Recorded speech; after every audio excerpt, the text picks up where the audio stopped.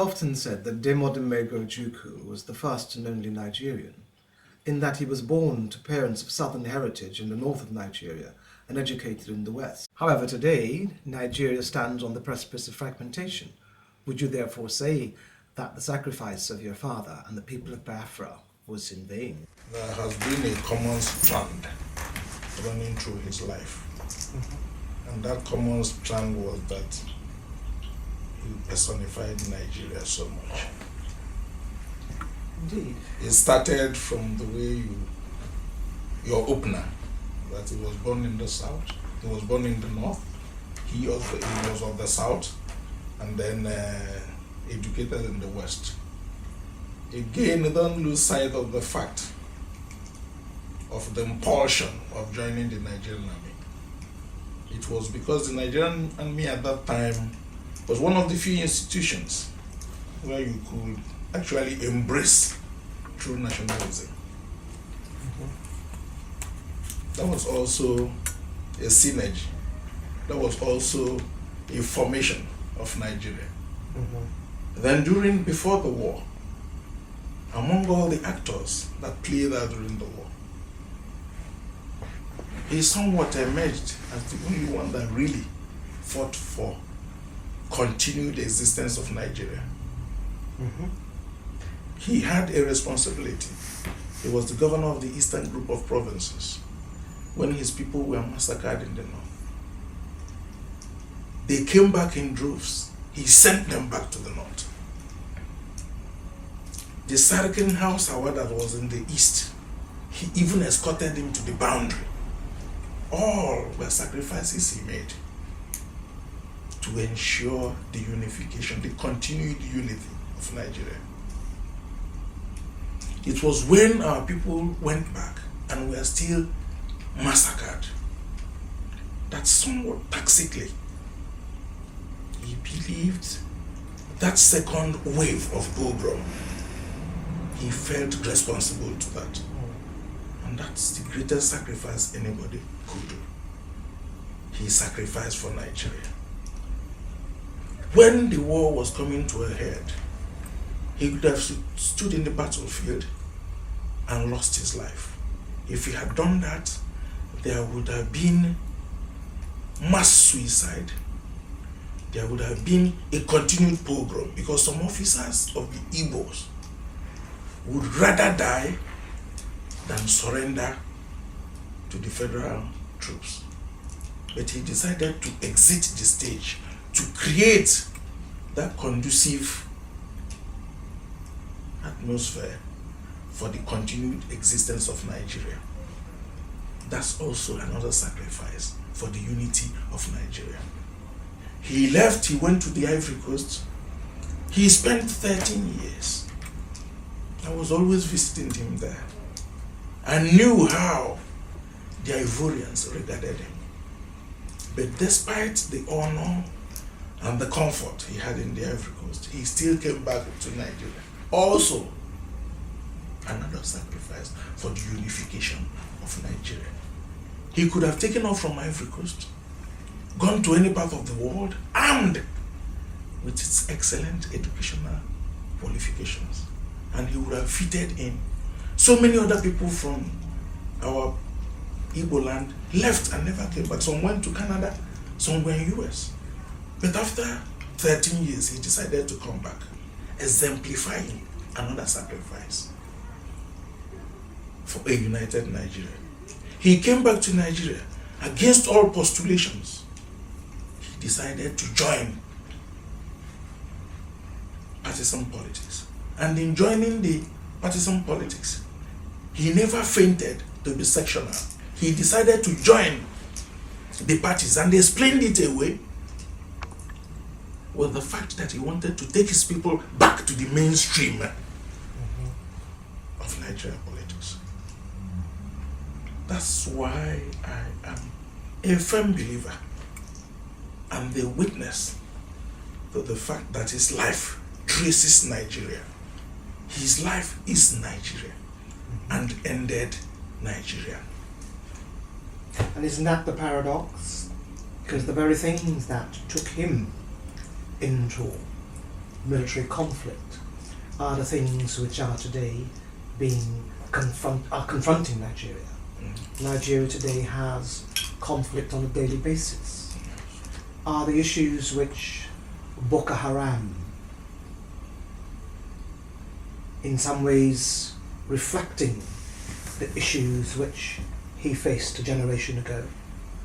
Poverty, lack of development, no progress, the necessity for a people to feel comfortable. Are those not the issues which are being faced by Nigeria today, which would imply that his sacrifice has been in vain if we continue down the road of open conflict? Are we going to see another open conflict, but this time being initiated from the forces of Islam? Surprisingly, I wouldn't dismiss his sacrifices as being in vain. Because even though we may not have realized in his lifetime his expectations, the lessons of his sacrifices continually stares us in the face. It's like a history book which we could always refer to. The issue of Boko Haram he had always discussed with me. He had told me that we fought a civil war. A very harrowing experience. But he tells me, Sylvester, we should pray to eschew the religious war. It was from him I learned the distinction. So I believe his sacrifice was not in vain. The only unfortunate thing about his sacrifice was that the Nigerian government never sought to redress it. It's a question, the whole thing goes into a hodgepodge. It is a basket. And what is that basket? It is injustice. You are just giving it different names. Poverty, this. It is injustice. Whereas the land is just and everybody experiences equity. So wherein lies the future for Nigeria in addressing this injustice, which continues to cripple its people? Of course. What, in your view, would be the approach to address this? Take it from the point of education. It must be available to all. The poorest person should be able to have education available from the primary up to tertiary level. Take it in terms of medical facilities. It should be available. Take it in terms of the judiciary. There should be a situation where the poorest of Nigerians should have that last bastion of justice, where they could go to the judiciary and hope to garner justice, where justice will never and can never be bought. That's the way. Then talk of religion. Religion should really come and be the opium of the people, of the masses. It should not be used to indoctrinate the masses. It should not be used, because what is happening with Boko Haram is that a few people, because of lack of education, if you were educated, if you had free medical services, if you had all this justice, you may not be inclined to strap yourself with incendiaries to blow up anybody. So it is that lack, that injustice, that impoverishment that throws them open to that, to being used. The argument is about the necessity and importance of a just state, which I would certainly accept is a standard, a global standard. In Nigeria, regrettably, that does not appear to have been the case for the last 30 to 40 years, certainly since independence. How does one begin to address and develop the instruments of achieving a just state? Just state in Nigeria is what we are experiencing, because the selection process is warped. That's corruption you're referring to. Yes. If the selection process were to be all right, we'll be able to entrench, because the problem of Nigeria is a problem of leadership. Governance. Yeah. You check it rudimentarily. I once talked to a fish seller, and we believed all of them were fools, and knew next to nothing about life. But it was there I learned that to know about a rotten fish, you go to the head. I said, "What are you?" He said, "Yes. That anytime you wanted to buy a fish and you wanted to know if that fish was rotten, you don't need to go to the fins. You don't go to the tail, just check the head." A parallel with that is the administration. Once the administration's leadership is okay, then every other person will follow. So, and why it's that way is because the selection process is not the right thing. People force themselves on the Nigerian society. I understand the example that you're giving, and I see where the parallels come from. Yes. I wonder whether you might address how to begin to interface with that issue so as to begin to correct it. What would your corrective measures be? Well, we should always try to entrench merit. Make sure that we have history. You don't just become our leader because you're forcing yourself on us.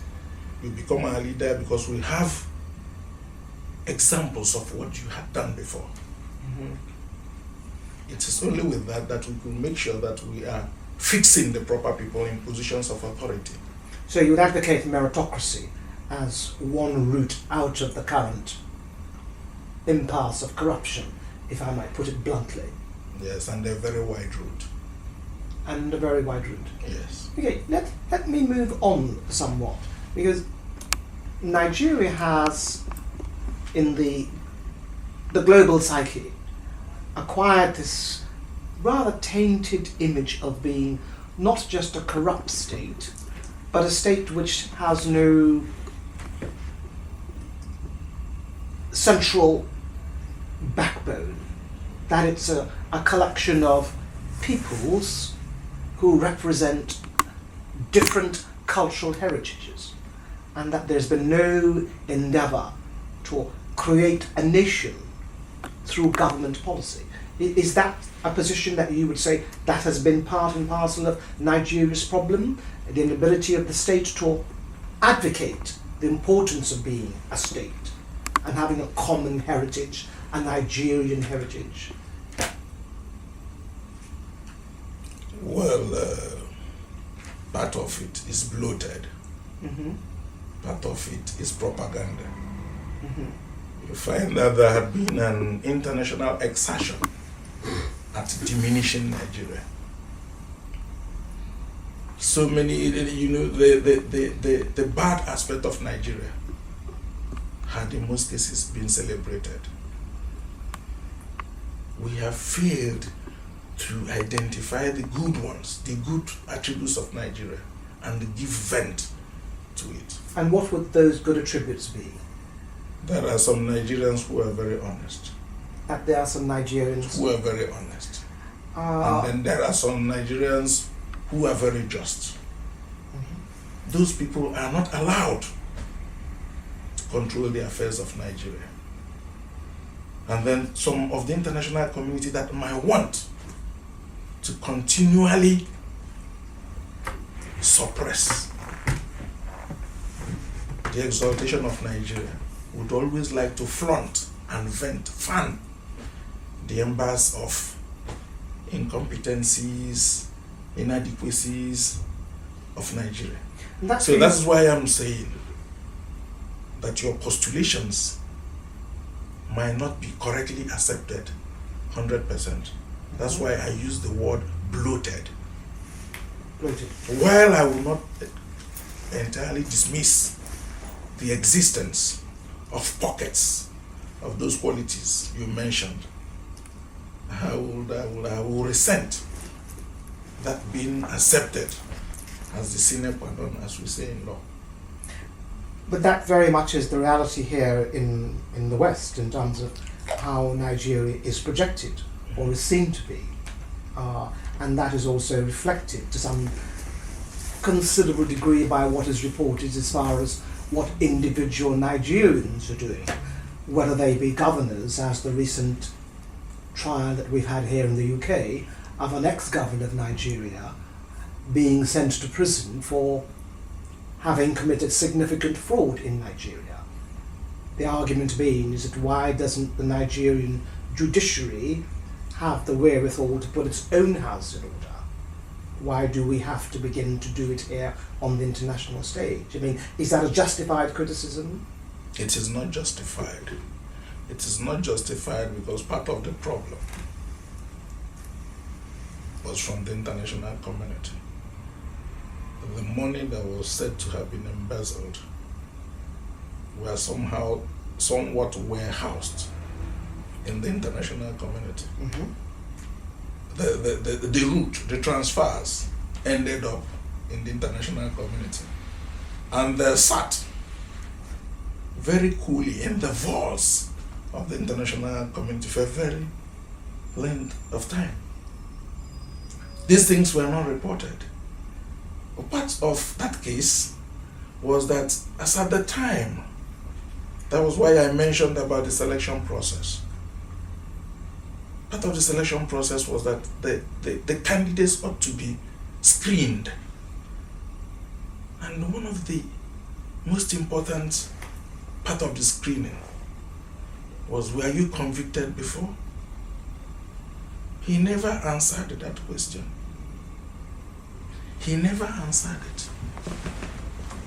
And somebody who was very much apprised of his criminal history did raise a case with the federal government, trying to dam his acceptance for that high office.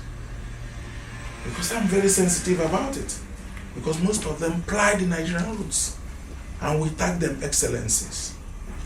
In education, you have your fair, good, excellent. They are all excellencies. So for somebody to become that excellent, that question was very crucial. But then we were not availed of those criminal records. If the prison system in London had been so benign as to make it public that this man had once been convicted here for shoplifting, that would have done a lot.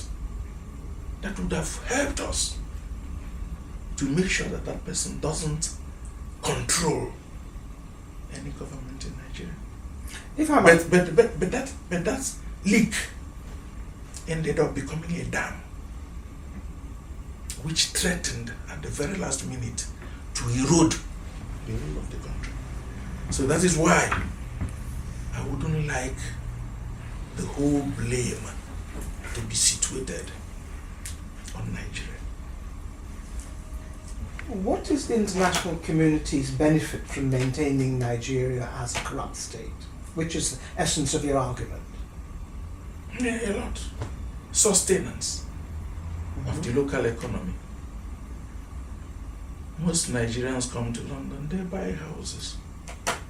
They lock up the houses for 9 months in a year.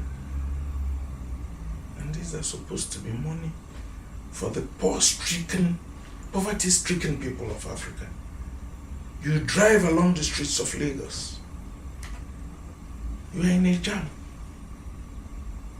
And some urchins, some hunger-stricken children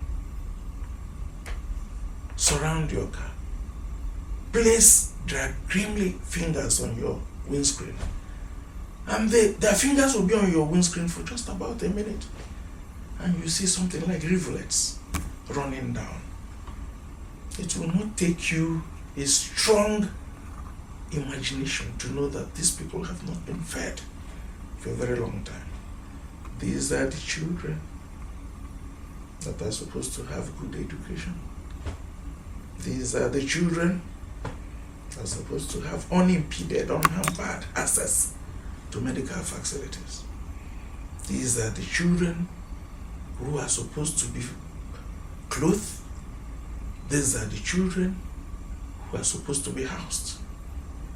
And yet an administrator corners a sizable portion of the federal government allocation to them and siphons it to the same Western country. And nothing is said about it. They pretend as if nothing is wrong. I've looked around the whole of Lagos. Lagos is beautiful. I've looked around Abuja. Abuja is more beautiful. But I can count on my fingers how many British lords own houses in Maitama. Or how many nobles from France buy houses in Lekki. Heads of state from the Western world visit Africa and they stay in hotels. Then an administrator administers for only 6 months.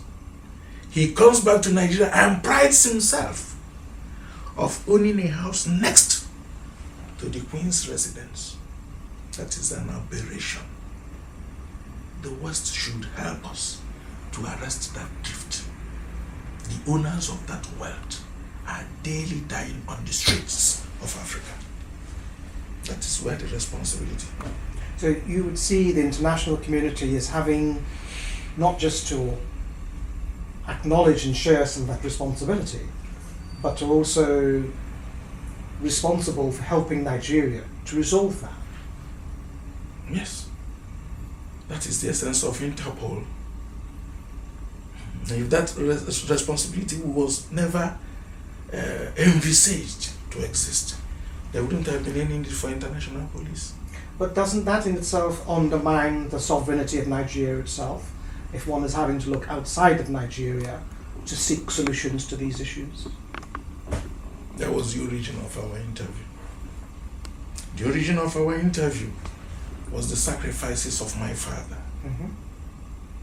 It was the same undermining of sovereignty that led the international community to turn a blind eye to the near decimation of a people, which happened over 40 years ago. And the same turning a blind eye has today been accepted as a mistake.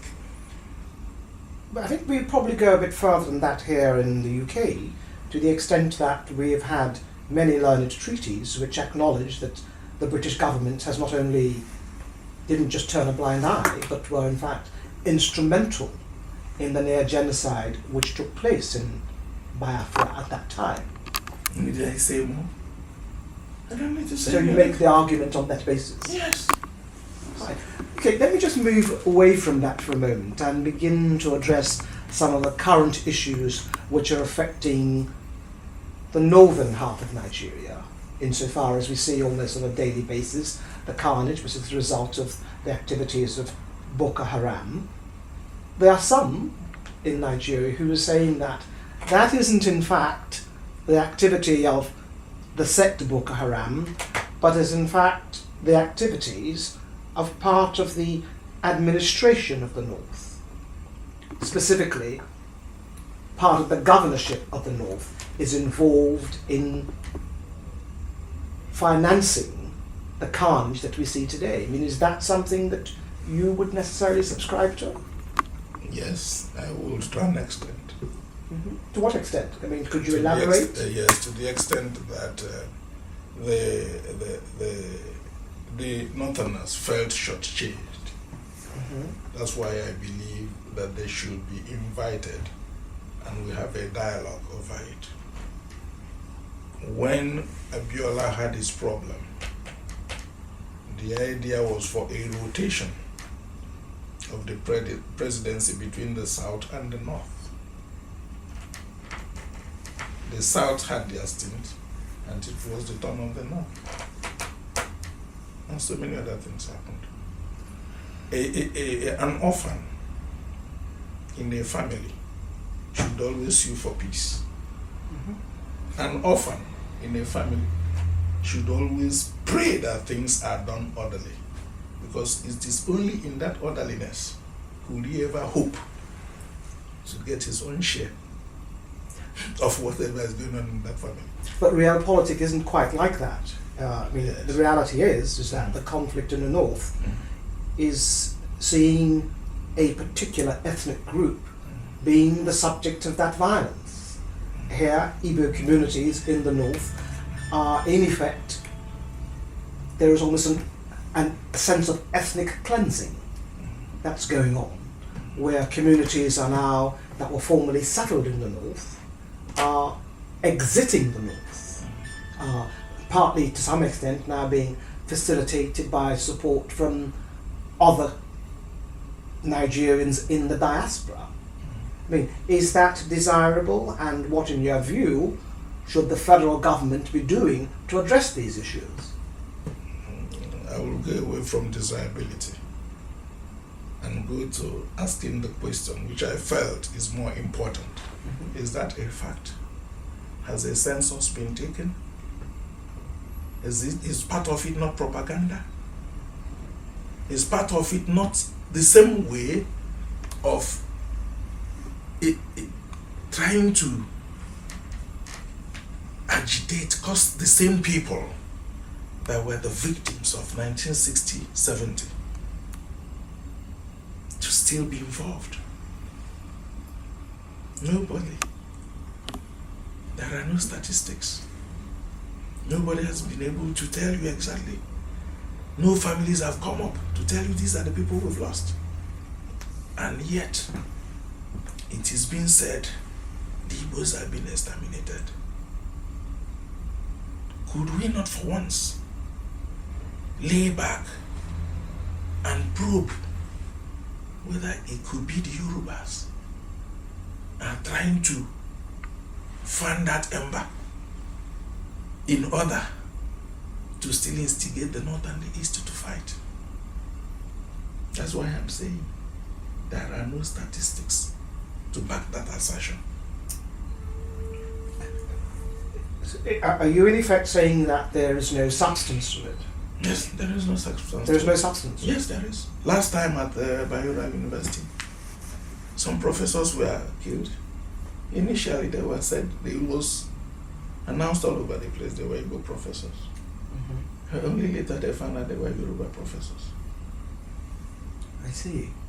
So this thing is because a certain people, like the same thing, is a rehash of 1967-70. And sitting down here, like an earlier discussion I have done, responsibly, I will try to eschew anything that will drag my people into the same center, into the same theater of war as we had experienced before. If there's going to be any Quaker, any fission of Nigeria, it had better been on the round table and done peacefully. Okay, so if the proposition is that this has no substance, then what should the federal government be doing in those circumstances? Because this propaganda is certainly beginning to fuel what I understand to be real casualties. I turn my TV on and I see that the Sun newspaper has been bombed, churches have been bombed, and I see pictures of real carnage. That is a reality which I can't deny because I'm seeing the footage. So the question is still being asked: what does one begin to do as a government to address that? Admit the error. Admit that some people have been wronged. Look for those people that have been wronged. We have gone very far down the road after the aberration. How do you accommodate us? And how do we now redress the wrongs we have meted out? So you're arguing for a policy of reconciliation, Yes. which addresses past misdemeanors between communities. And would you, in your experience, in your view, your understanding of the dynamics of Nigeria, feel that that is possible today? It's still possible. Nothing, no disagreement has ever been settled on the battlefield. It has almost always come back to the conference table. So education coupled with clear reconciliation is a path that Nigeria needs to go down? Yes, reconciliation coupled with education. Mm-hmm. Because one of the negation of the other side you mentioned is that they no longer want to embrace Western education. So that's why you use education as a fallback position. They are resenting it openly. In fact, the meaning of Boko Haram is we don't want Western education. So you don't place education first. You reconcile with them, admit you've wronged them, then gradually pull them back to that Western education, because somewhat they felt that full education has limited them. Limited them not because of any conscious effort by the other side, but the way it is being organized in Nigeria gives advantages to the other parts of Nigeria, the other constituents of Nigeria. Okay. So rather than admit their weaknesses, they are saying we don't want that education. Okay, and would such an initiative necessarily have to come from central government, or is it something that could be initiated at a state level? It has to come from the central government. That is why a body now is agitating for a national conference, actually sovereign national conference. But the progression is from a national conference. Then after the national conference, if there is a resistance, if there's a resistance to the findings of the national conference, then it becomes a sovereign national conference. Would you say that perhaps we are at that stage just now, given that the federal government to date has turned its face against any such exercise? Of sovereign, what the federal government is against is the convocation of a sovereign national conference, which I'm quite in agreement with. But I don't understand the distinction, sir. And the distinction is that you mentioned, as this discourse was going on, you were very sentimental about sovereignty. Sovereign national conference imports that conference at its where will have, like what happened in France, that right or power to take over the government of the state. But since we have elected representatives, what we are suing for is for a national conference, a table of discussion where everybody will come around and vaunt their feelings. Then, when those things are hammered into a document, it will be presented to the existing legislative body. Then, once that legislative body endorses it, it becomes the operational document that binds all parts of the nation. But where they disregard it, despite the fact that it has the input of most of the constituents, then it will be forced down the legislature. Do you not think that there's space for a bottom-up initiative in the absence of a top-down initiative at the present time? That's what we're saying. That's what it has to be. It's a bottom-up, not up-down. Bottom-up. Yes. And pragmatically, how might that be started at this time? I mean, do you have any thinking about that? How might that kind of bottom-up approach be rolled out? Yes, it could be crude.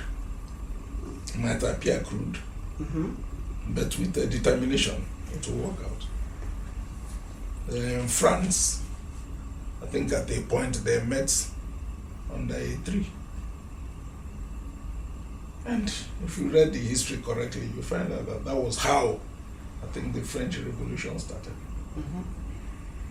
They left the parliament. They went under the trees and started convoking. They started discussing. And it was the outcome of those discussions that was sent into parliament. And later it was what brought about the French Revolution. All these things, they have examples all over the world. But surely the French experience was after significant carnage. Are we saying that we must wait for that to happen in Nigeria? We have to assume that we've had enough carnage. Significant carnage is relative. What the French might judge as being a significant carnage might be different from what we in Nigeria feel. So I believe that at this stage, we should assume, if we should have any claim to sanity, that enough slither down the slope has taken place for us to look for a betterment of the society.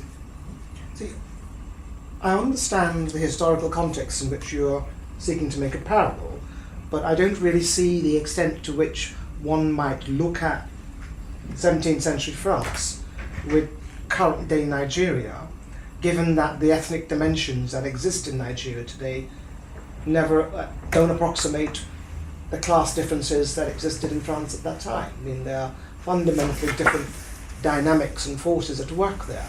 Would you not say that there's a closer parallel with what we now describe as the Balkanization of Europe in the last century, the 20th century, or to put an even finer gloss on it, the Somalinization of what's happening in Somalia today? I mean, is that not a closer parallel, wouldn't you say?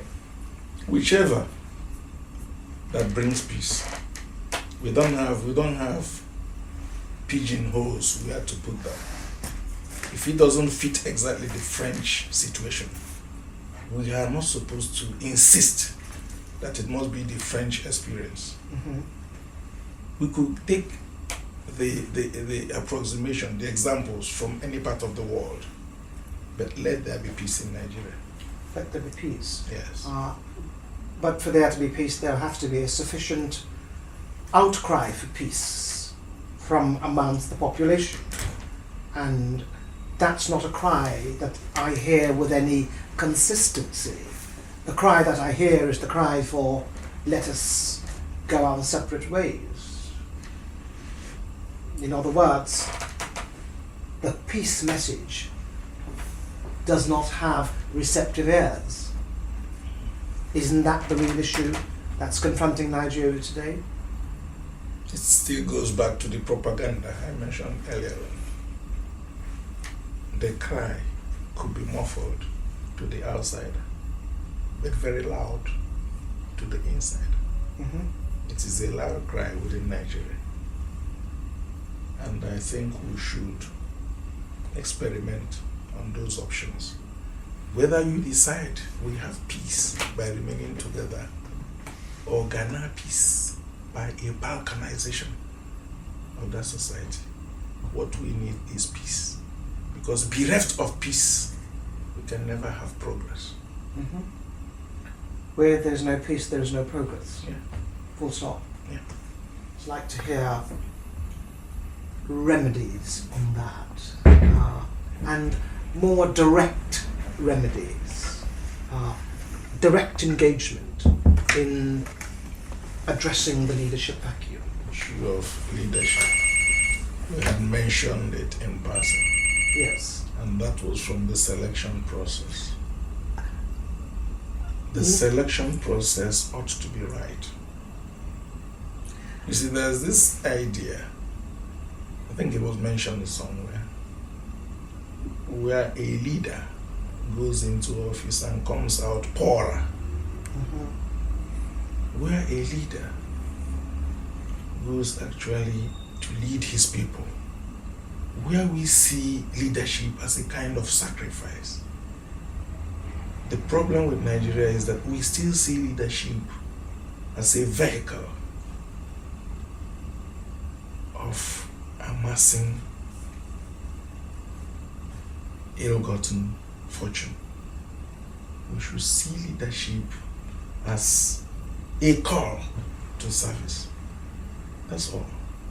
And while doing that, we must ensure that we entrench a very impervious, impenetrable selection process.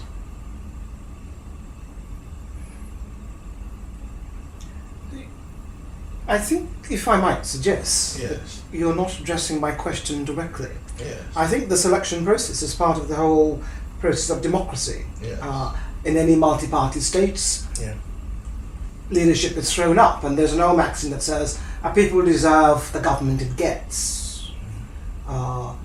In Nigeria's case, I would say that certainly no nation deserves what it's had over the last 30 years. So how do we seriously address this issue of the selection when it is dependent on leadership that is thrown up through the multi-party system?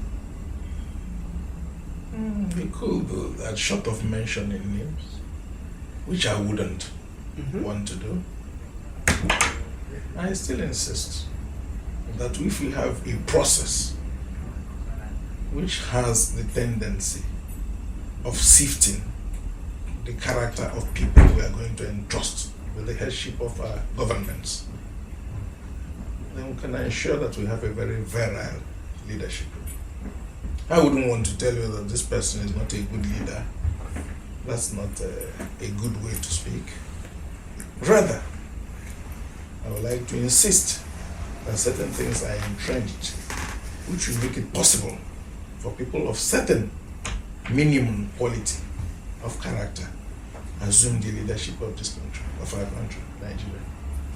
And once that is done, we will be able to curtail all this discontent and disquiet. Can I put you on the spot and say that in the absence of that kind of selection process, in the absence of transparency of how the selection process works, are we not back to square one, where we will never get a new leadership unless there is a major change in the structures? Yeah, I believe that. If we don't have it, we're not going anywhere. We're moving in circles. Yes. And I will not be surprised. I will not be shocked by anything I find in Nigeria. I look at it as the starting point. That's the starting block. And how would you propagate those ideas? Or how would you see those ideas being propagated? I am not in power. Does one have to be in power to propagate those ideas? You have to have the authority to do that. Isn't there a room for grassroots development? There is, but it's a very lengthy process. With the situation we are today, it will take us a very long time. We're beginning something, but I know it will take us time to get there. But the most important thing is to entrench that process. Yes. Would you say that Nigeria's traditions and cultures have any responsibility to bear for the current difficulties? Or do you not see that that is part of the problem? It's part of it. It's part of it. Because we have also failed to imbibe the culture of nationhood. We have devolved.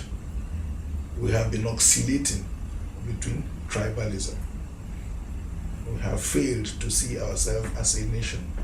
And part of the paranoia about nationhood is because we don't have any belief in the national leadership.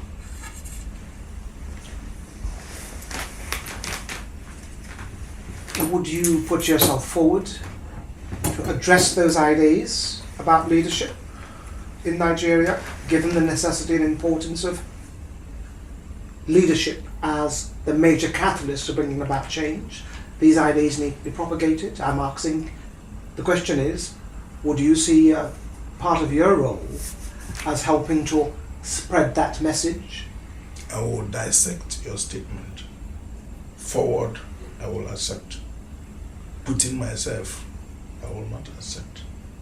Because I've always resented the idea of trying to arrogate certain things to myself. If it becomes inevitable and I find myself in that position, Nigeria will change within the shortest period of time.